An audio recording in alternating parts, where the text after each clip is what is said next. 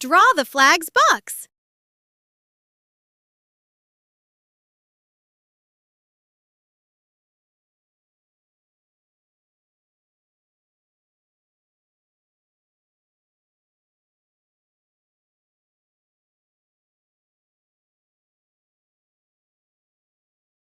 Add a cross, a tall line, and a wide line.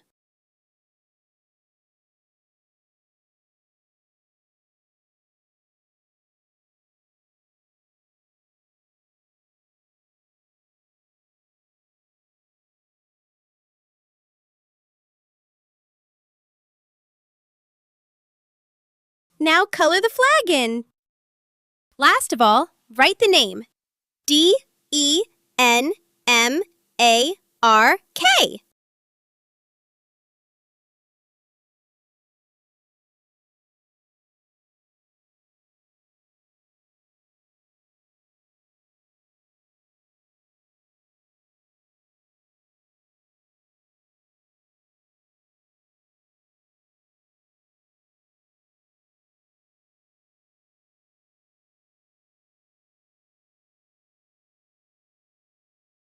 Yay! All done!